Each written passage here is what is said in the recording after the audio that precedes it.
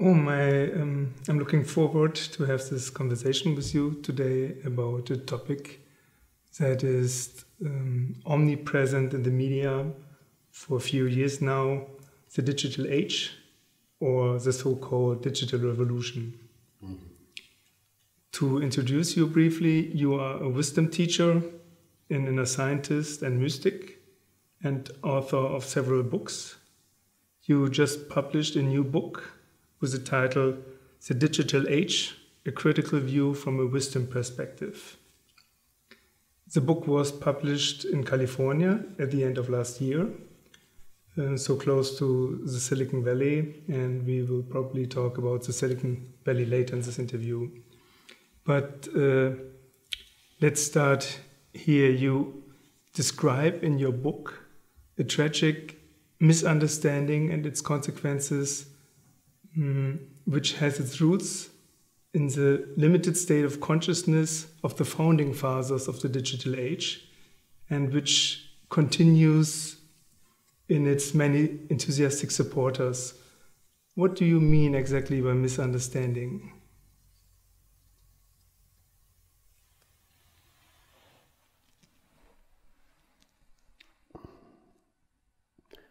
Well, I called this misunderstanding an internal, external level confusion.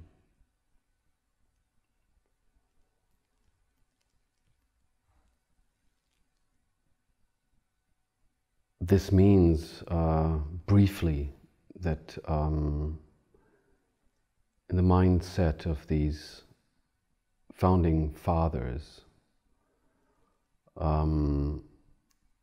the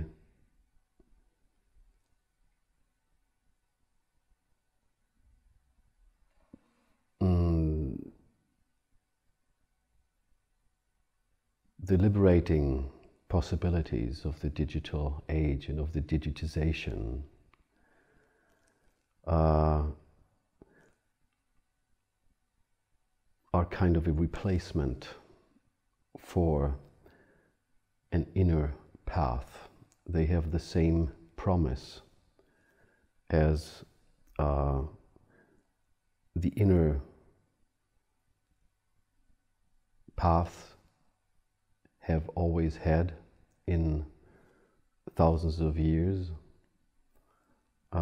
It's a promise of liberty. It's a promise of freedom. It's a promise of endlessness.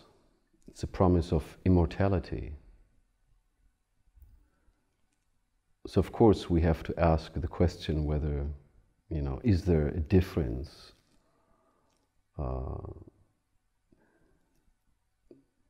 between the instructions of the inner teachings that are not limited to the modern age and not limited to the digital age, but these teachings have been the same for thousands of years, and the instructions of the digital age, the mental promises that people pursue.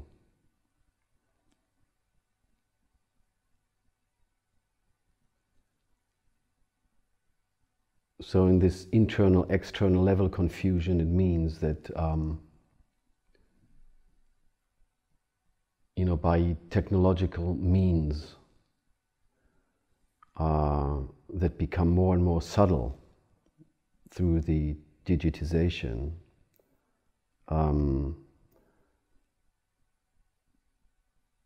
there is a belief to realize a kind of, freedom for the soul, or a kind of limitless state of consciousness.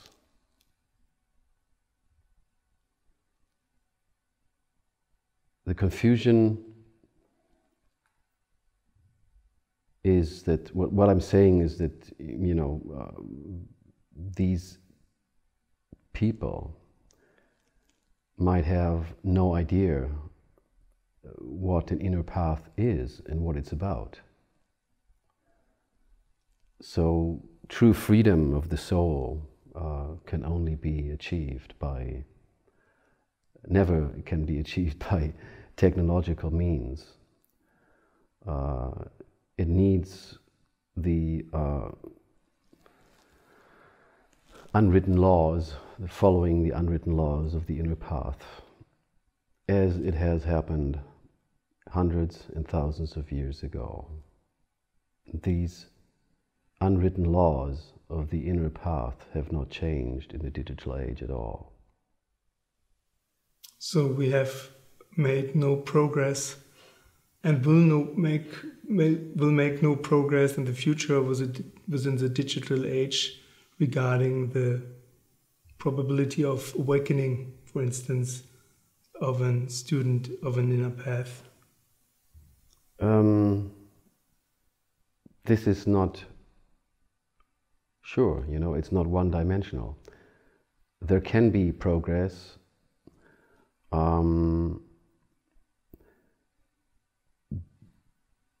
The digital age is just neutral. I mean, technologies of any kind are neutral.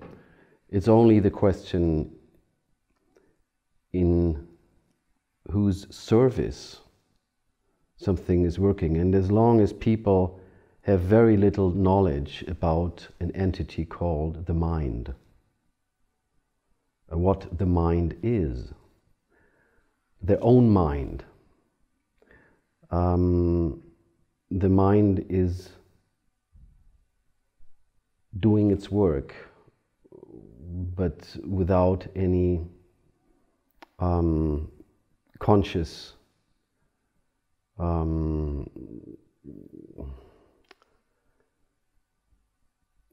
witnessing, of what's happening. So, yes, the digital age could also be in the service of the soul, just like it could be in the service of the mind. So, but we cannot achieve knowledge about the mind if we don't go any inner path. So this is where the vicious circle, closes.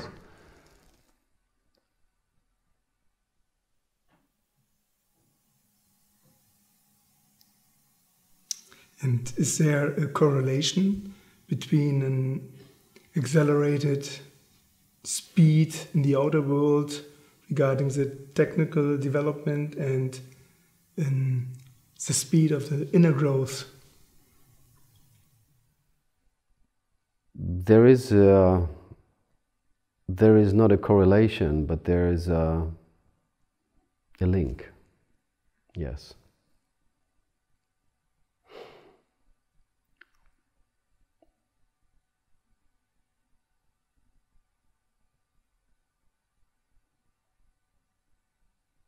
I'm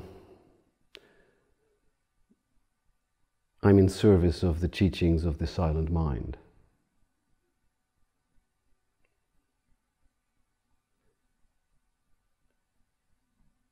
My teacher is in the same tradition, and her teacher is, and the teacher of her teacher is also. So I remember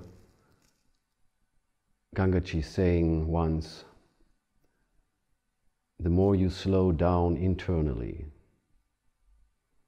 the faster things happen externally. So this is a paradox expression of coming from deep inner knowledge about,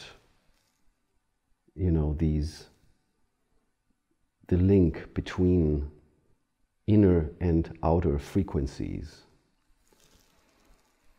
So you see the stupidity, the modern stupidity of our age, and also the stupidity of the digital age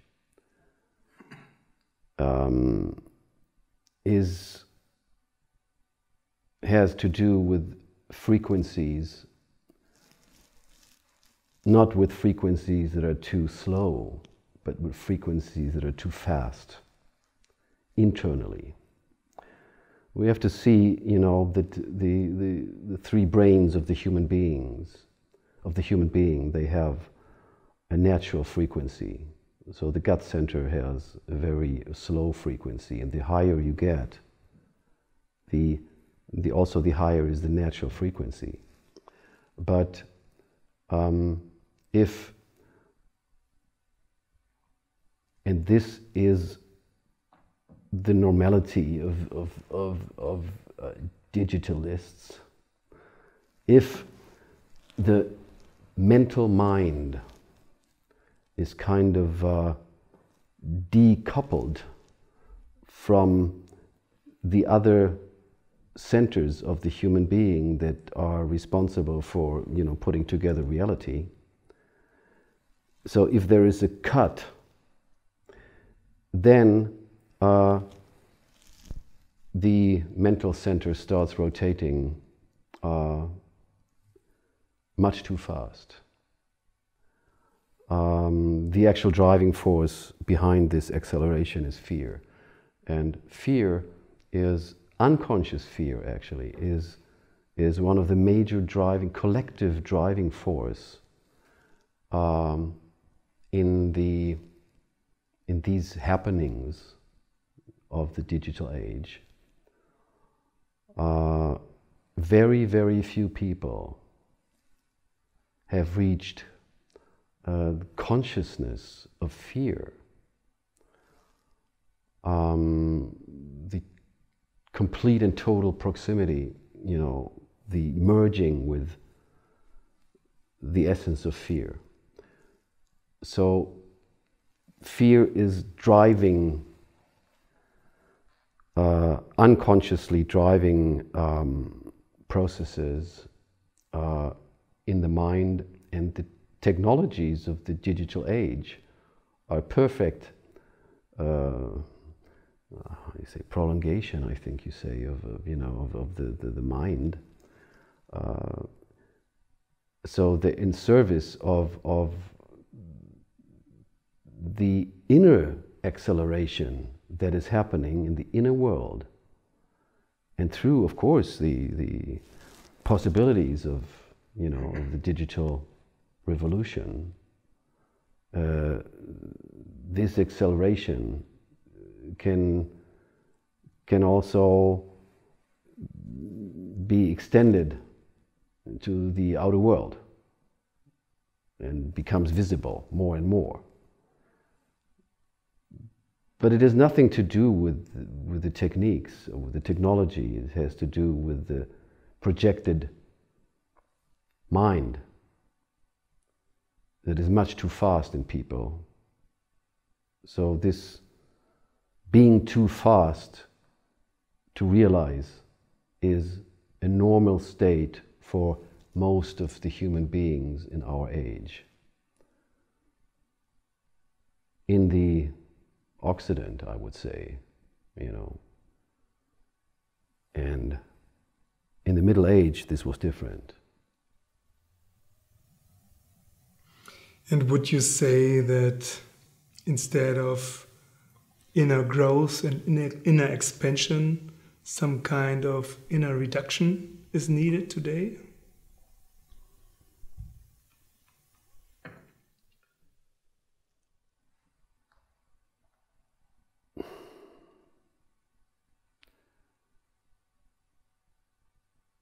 You know, creation is a dynamic of expansive and reductive forces. And this flow we call the involution. So the expansive forces dominate the evolutive arc, and the reductive forces dominate the involutive arc. So these are two general forces that form any kind of movement in the cosmos. And so this means that, if we witness acceleration in a way we do,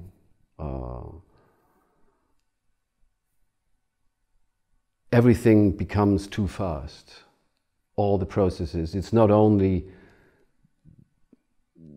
referring to digits, but it's also processes in the real world, like trade and the exchange of products. Everything is becoming too much, too fast. So the expansive forces of this evolutive arc are much too strong, while the reductive forces of the involutive arc are weakened.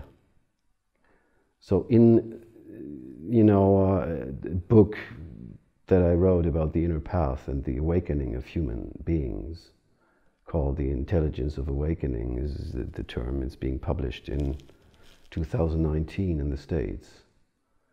I referred to this process from another perspective, from the perspective of the male and the female soul. This is another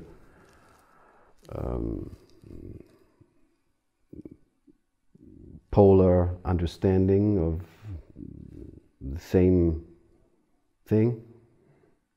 And the path of the female soul is related to the involutive arc. The involutive arc leads into the principle of darkness and the principle of density. We could say into the black hole. And these processes happen every day, every second. So one arc could last billions of years, or one arc could also last for minutes or seconds within the consciousness of the human being.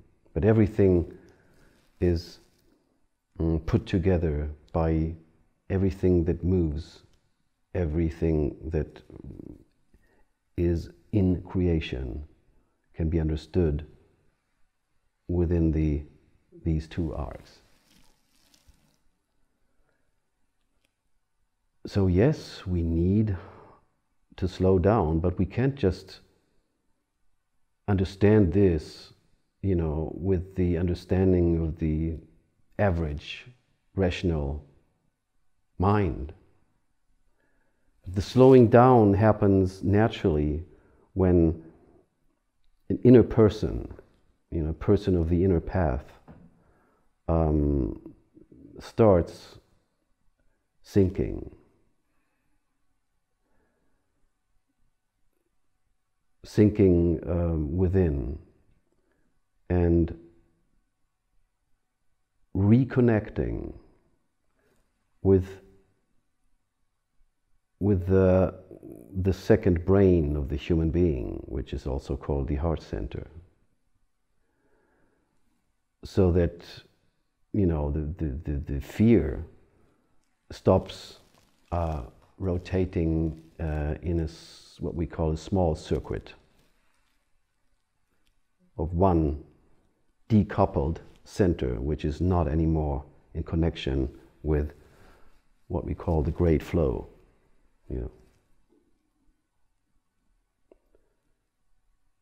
So slowing down happens naturally when inner person starts sinking.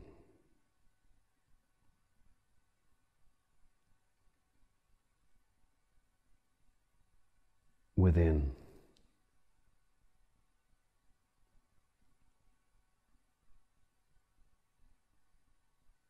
So if this happened to very many people, you know, then you could imagine that this whole topic of overproduction in the outer world would become more and more in balance. It's this overproduction, you know, it's overproduction of goods, and now the next step in the digital age, we have ascended to the overproduction of information. You know, most of the information we're dealing with is inconsequential. It doesn't mean anything. It's not essential from the point of view of the wisdom teachings. It is absolutely meaningless. And its idea is not communication, but its idea is a kind of discharge of unconscious fear. This fear is constantly building up in the, you know, inside of the human being, and constantly has to be discharged through talking, thinking, and then talking. And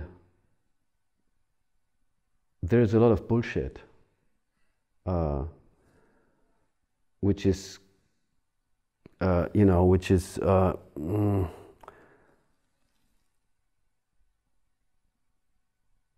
filling the internet.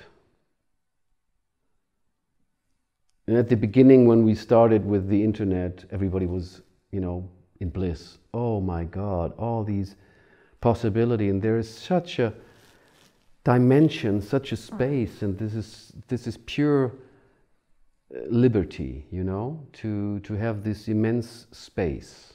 So there was a feeling of liberty and this expansion, you know, into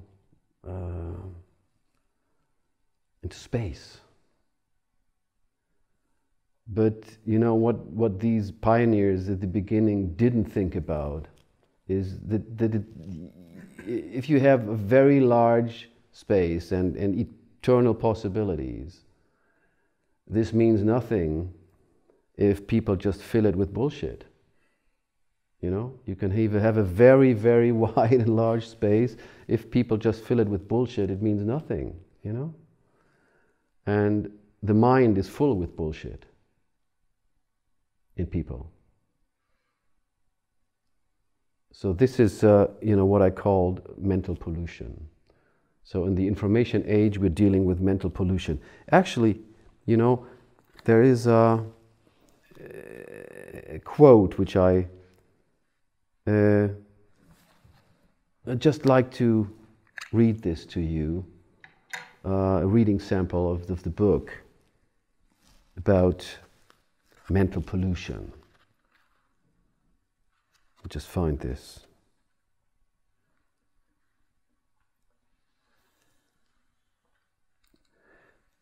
I merely describe the information age from the point of view of the wisdom teachings, which gives a different interpretation of the flood of information suddenly available.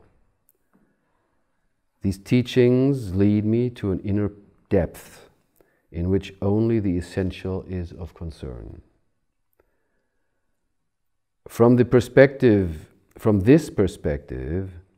a large part of the internet, the information disseminated in social networks, is nothing but mental waste, produced by an endless self-entertainment machinery of the ego. It is mental pollution.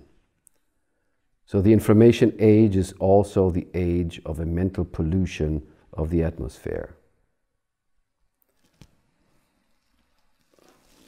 then the question follows, well, any journalist would immediately think of fake news or post-factual ideas.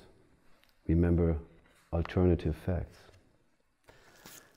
The answer, this is just the smallest part. I'm speaking of a much broader internal compensation through the process of rationalization.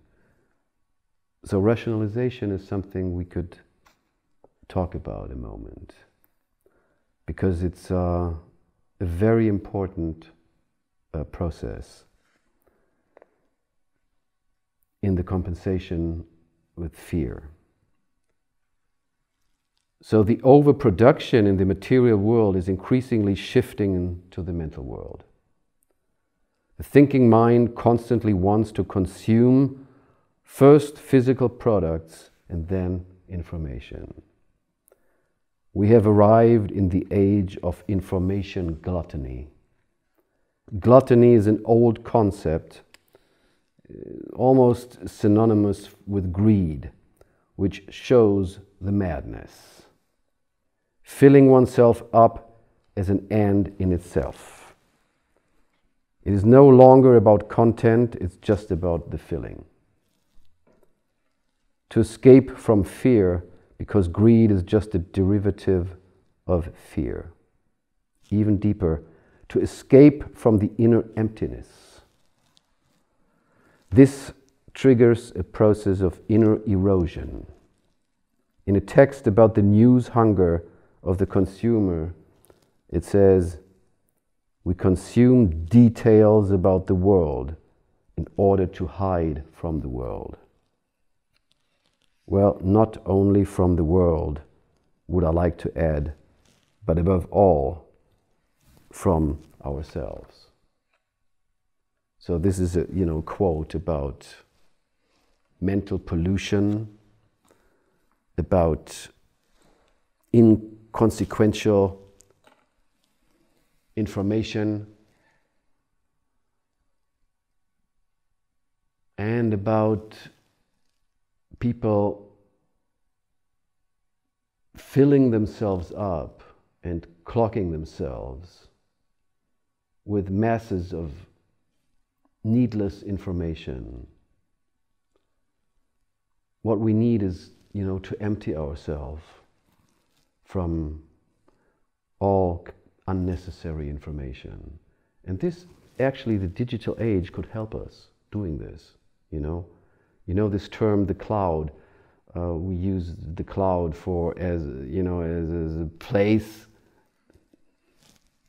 a metaphor, as a place, like a place in the sky, a very big place where we could just save data, So, if we have clouds to save the data about the known,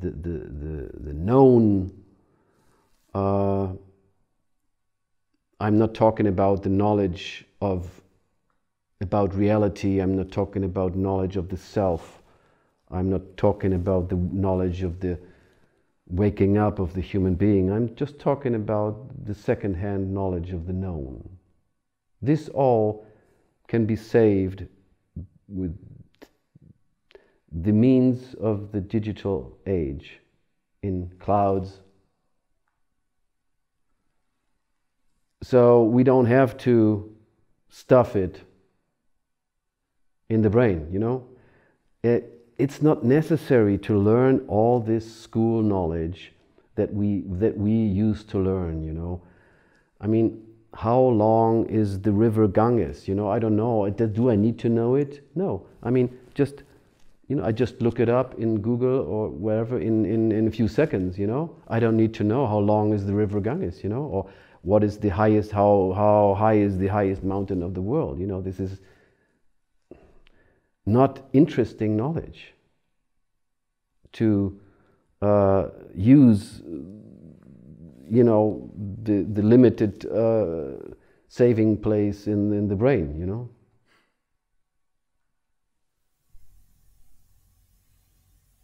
So what I understand is also that some kind of female qualities are needed.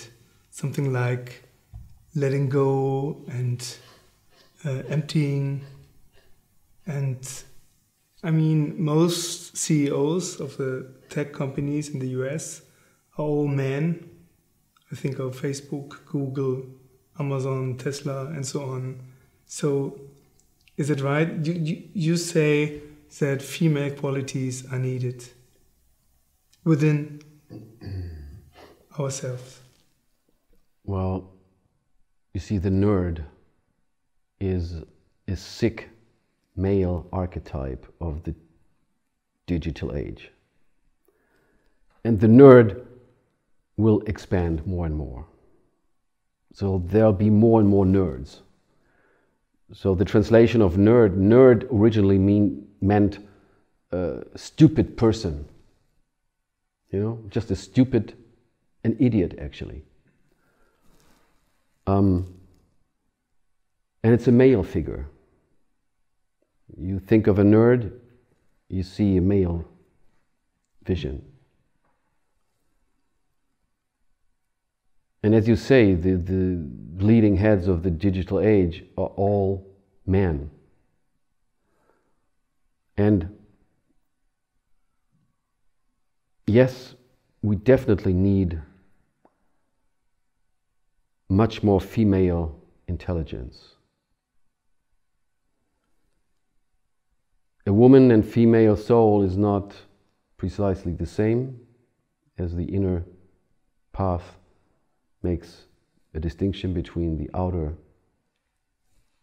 appearance and the inner. But still, the woman is the representative on earth of the female soul. So yes, we definitely need more and more female intelligence. Female intelligence is slower. Remember, we're talking about frequencies and the lack of balance. So when I say it's slower, you know, in this false male world, the mind created, slow means not good. You know, fast is good and slow is not good. A very primitive labeling of these principles. The truth is vice versa, you know. The more developed the consciousness is, the slower it gets. Because there is a whole realm opening behind thinking.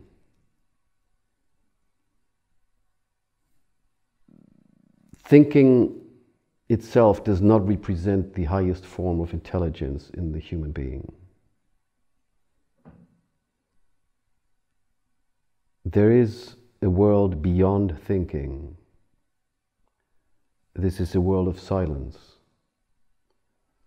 And first, and this is what happens in every meditator, you know. The mind has to slow down in order to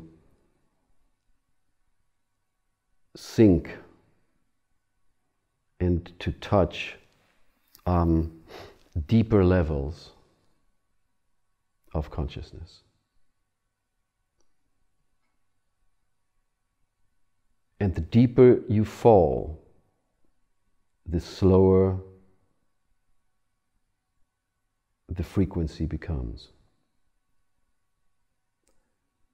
I give this example, this image of the ocean. You know, at the surface of the ocean, you have the highest frequencies. Wind, waves, small waves, big waves.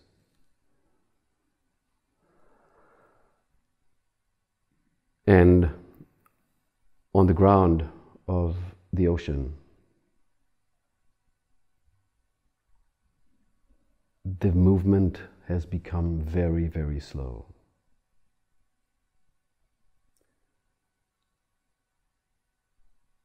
So just, think of this image and relate it to the inner world of consciousness. Living on the ground of the ocean is slow motion. And then we remember the paradox. The more you slow down internally, the faster things happen externally.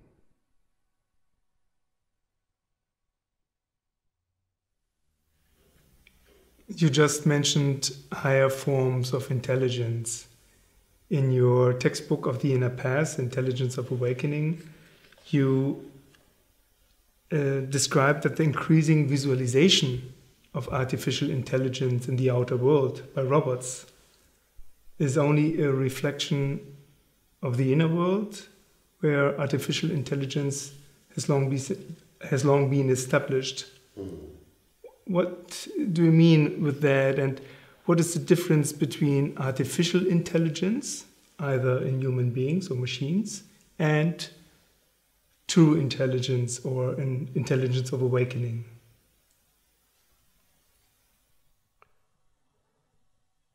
Well, artificial intelligence has existed for a long time in the inner world, in human beings. This artificial intelligence is related to what Gurdjieff called the machine. So machines have existed in the inner world long before they manifested in the outside visible world. Talking about a machine in a human being, brings us to one of the most essential distinctions of the path of wisdom. And this is, the distinction between I and non-I, or the real I and the false I. We could also call it the soul and the thinking mind. So,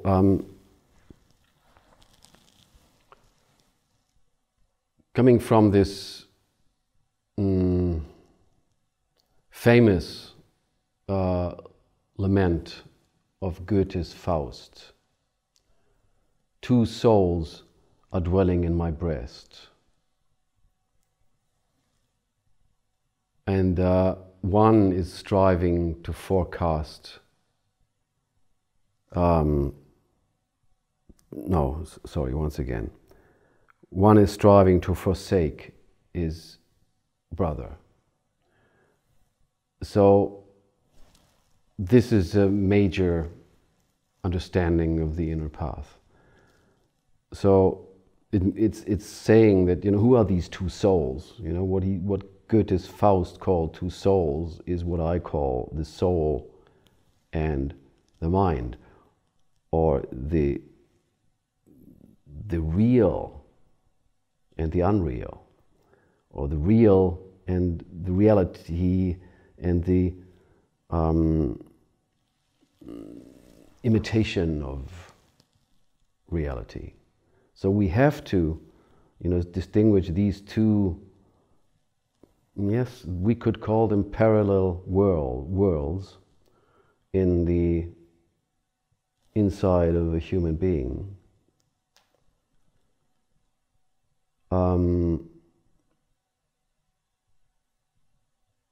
Robots are the natural consequence of the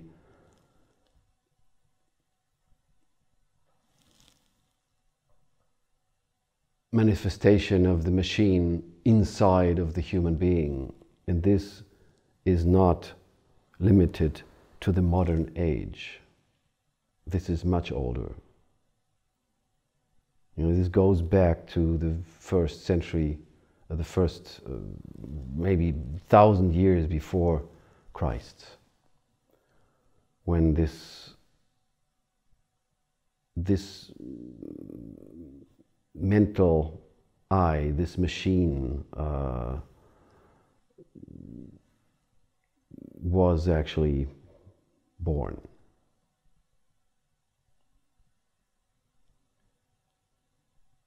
See, for an ordinary human being, this distinction does not even exist, because everything is I and me. You know, the non-I does not exist. It's not an interesting concept. It's an irrelevant concept for every ordinary human being. Only when someone begins to walk an inner path, this distinction becomes interesting. And yes, a machine has artificial intelligence.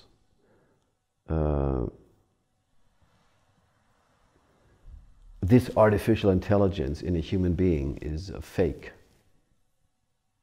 intelligence. So what I call a decoupled rational intelligence, which seems to be normal, you know, in large parts of society, is what we would call artificial intelligence.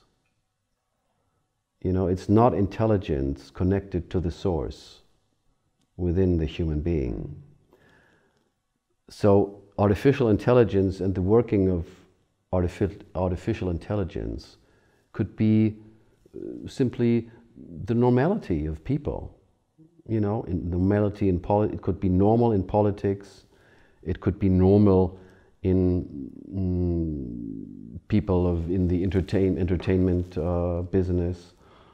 It could be normal in most people who become visible in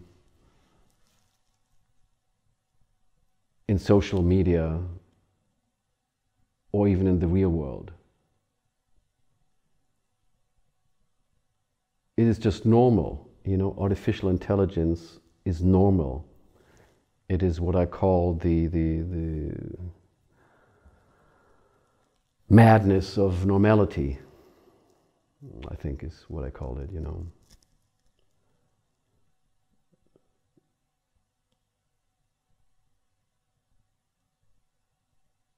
It's normal, but it's artificial and it's mad.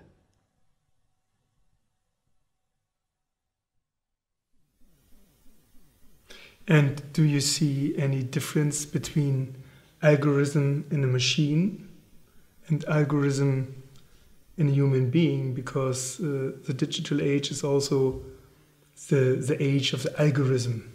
Well, but the algorithms of the machines, they also have been created by people.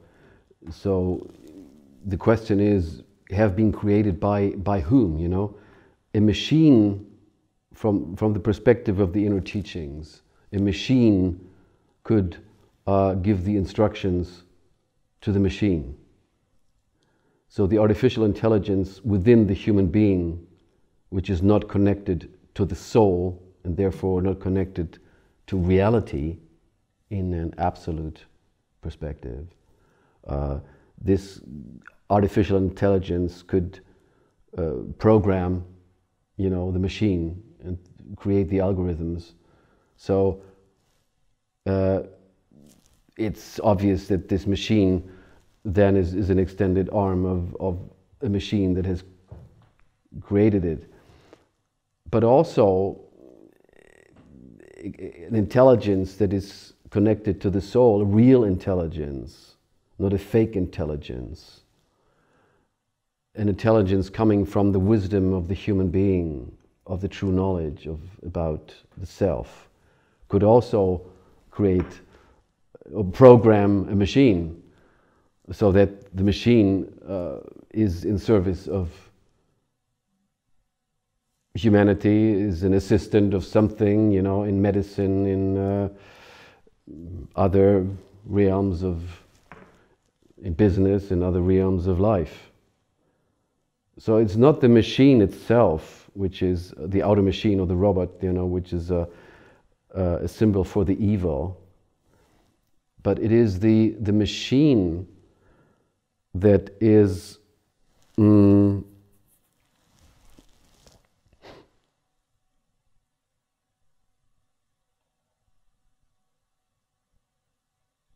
cut off from reality, from the source, and has a dynamic of its own. I mean, you know, this vision we also have to deal with in the digital age of machines, runaway machines that have their own will and their own mind and their own mindset, and start, you know, to become violent and wanting to get power over mankind. This vision, in a sense, will become true, you know, not as an apocalyptic total vision, but in parts it's going to become true. This is going to happen, definitely, in parts of life. This is a symbolism and also a signature of evil, where the machine has its own fake life. It is an imitation of a life force. It looks true, you know, it has true expressions of feeling.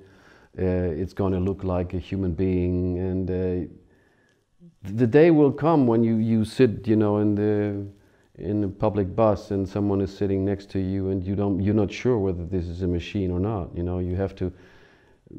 Yeah, there will be some techniques. I don't know whether a needle is enough, but you know, there will be some techniques to discern. But the final technique, of course, is your own perception, your own power of discrimination, you know. But will this be some kind of immortality for people they are looking for? Creating a robot that looks like me, acting like me, thinking like me, and will never die.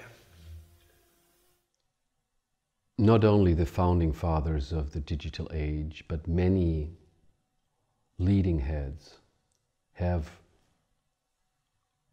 this childish idea about immortality. I'm talking about this in this book.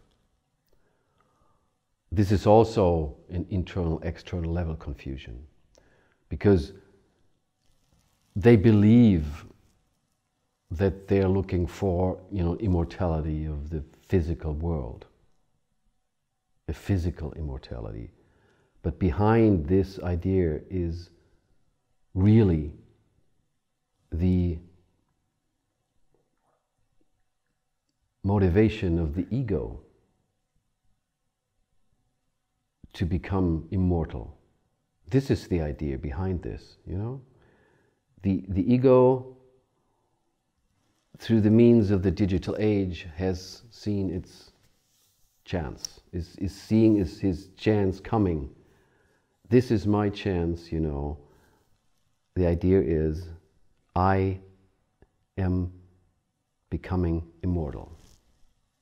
So this project, immortality, this immortality project of the ego, is being pursued by many of the leading heads. Not in this conscious,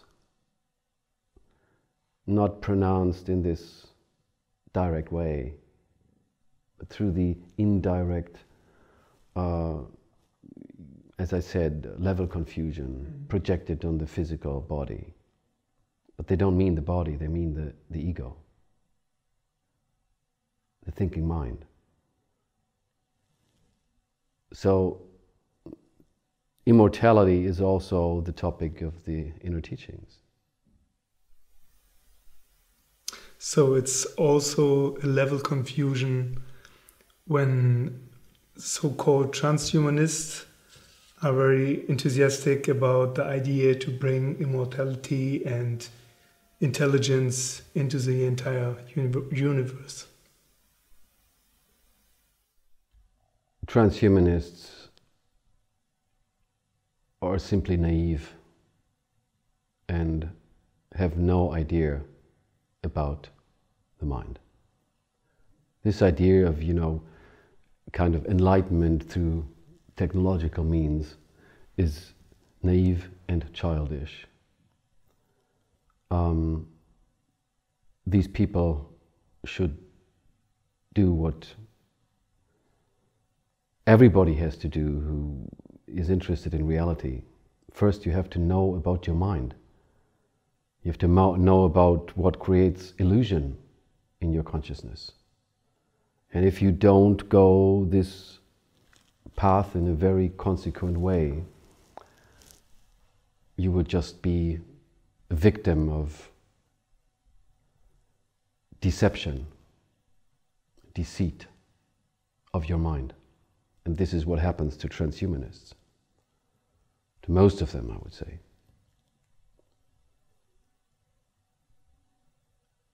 I mean, to expand, the possibilities of the brain, this is one thing. And within certain frame, this might be a good idea, But the secret behind it, as I said, is the project immortality of the ego. This is the secret behind all these actions, processes, intentions, motivations.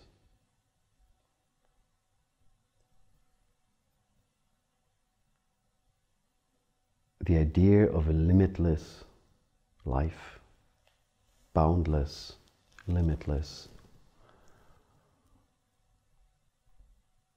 eternal,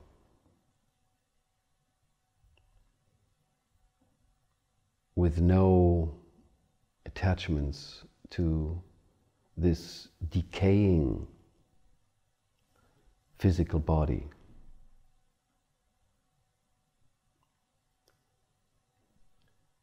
I just saw, the other day, science fiction is just looking into the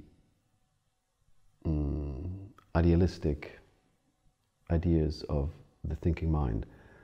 I just remember I saw a science fiction film the other day where some evil figure had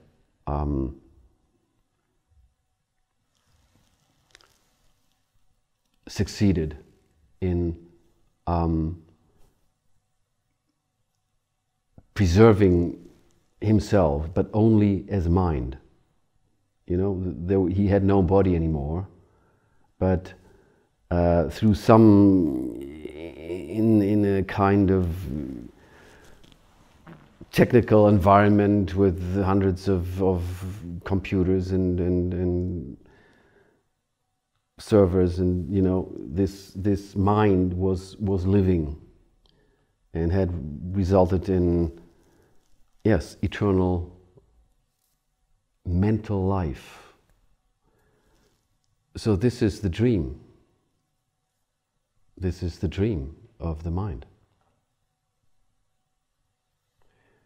And this dream is an imitation of the vision of the inner teachings that have the same news to people, that eternal life is possible. But it's not in the way the mind thinks it is. Eternal life, immortality, requires total mortality, and this is the paradox. So the instruction of the inner path says, major instruction of the inner path is is called die before you die. So this is total and complete mortality. You know, it's the complete opposite. So if you're not willing to die now, forget about the concept of eternal life. You know, you have to go through this. The meeting of death is the key. And this is not meant in a symbolic way, you know. This is a real meeting.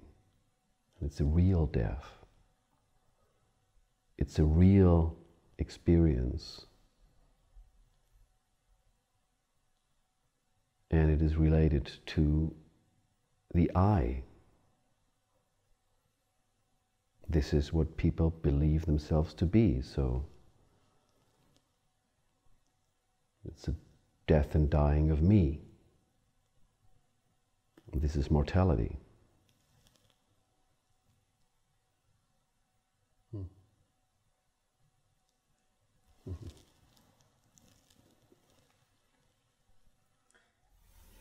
And is there any help we can expect from the digital age, that some tools, for instance, that will help us to learn to face death?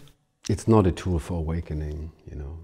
There will be help for sick people, for senile people, for children. I have given a few examples in this book.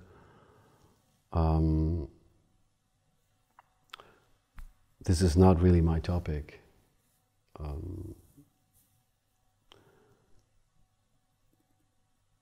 The path of awakening of the human being is not impressed by the digital age at all.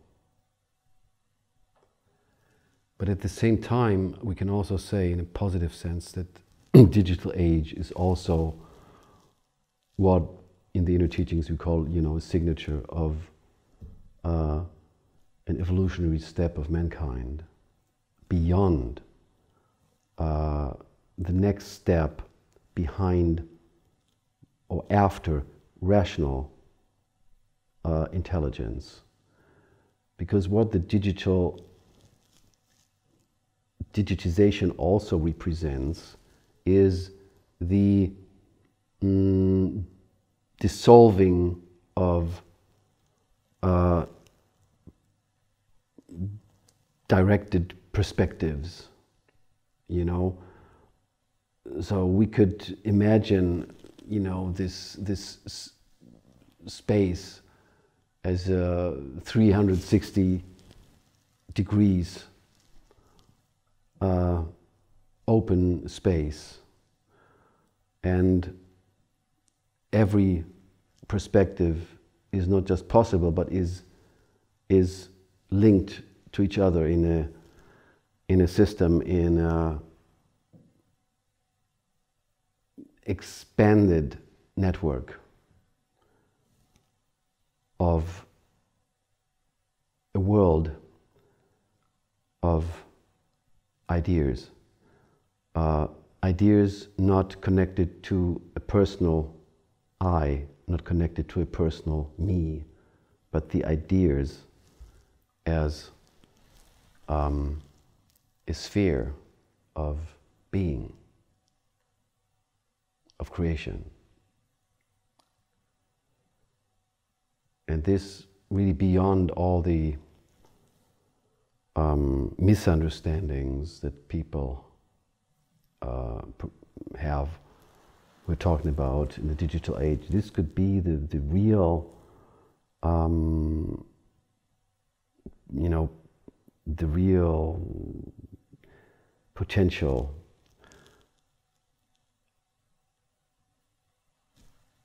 the overcoming the rational thinking mind and ascending into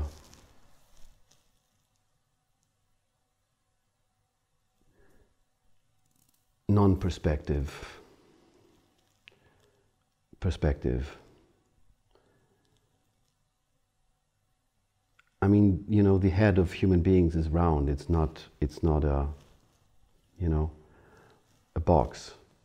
So this actually represents, it could be also a box. Why is it not a box? You know, it's round. So it represents actually a 360 degrees perspective, which is a non-perspective, beyond limited conditional thinking of a me, which is connected to a personal identity.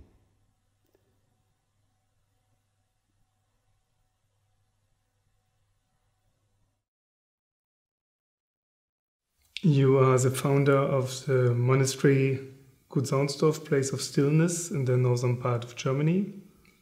Is this a place where people can learn to slow down from a world that is much too fast?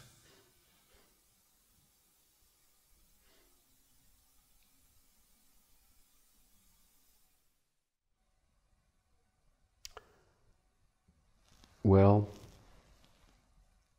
a place of silence is a place to slow down.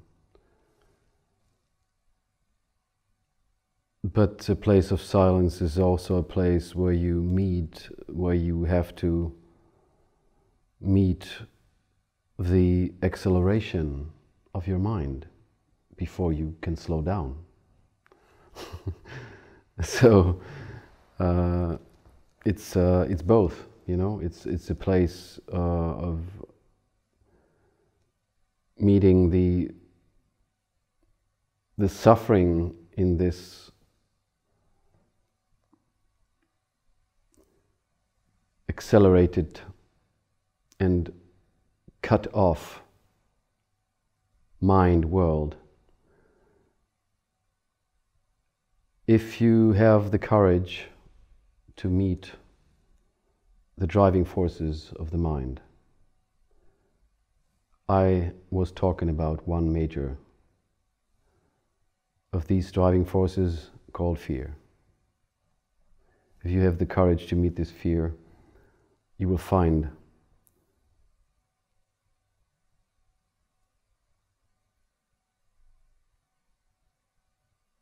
peace,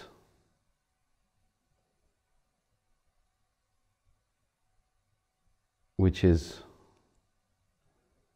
of a very deep and slow frequency of the soul.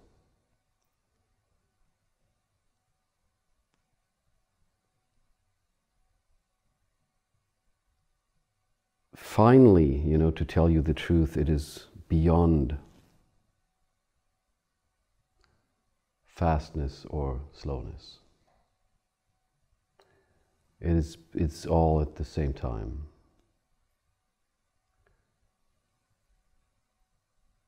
Silence is neither slow nor is it fast.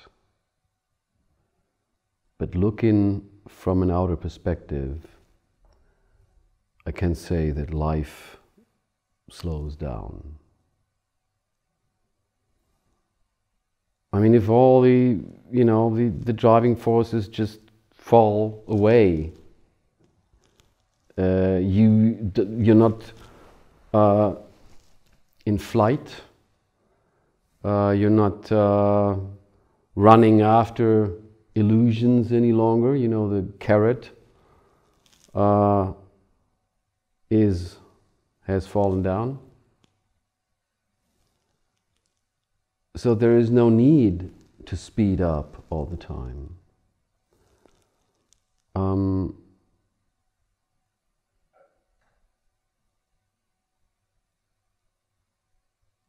Yes, definitely. Society and the healing process of society urgently needs a recovery of monastic life. So we have an old monastic tradition in Europe, and you know, with the decay of the Catholic Church, also the imprints of monastic life have become very weak. So I'm not talking about recovery of the Catholic tradition and the pursuing of exactly this tradition, but I'm talking about the essence of this tradition that can be vivid, living,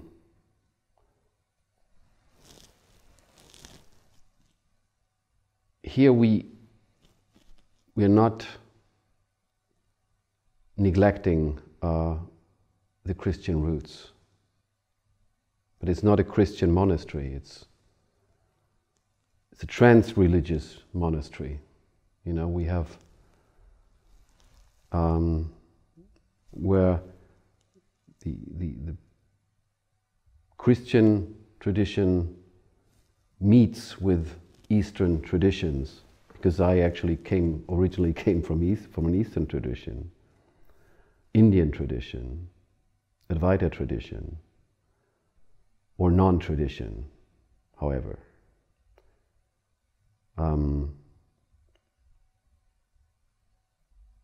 But the healing of society definitely needs these places. And I think that this place is kind of a pioneer's work. And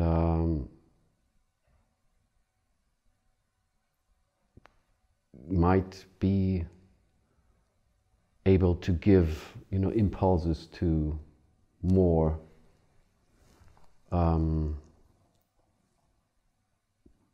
places of silence like this, which are also dedicated to the teachings, the universal teachings of the inner path.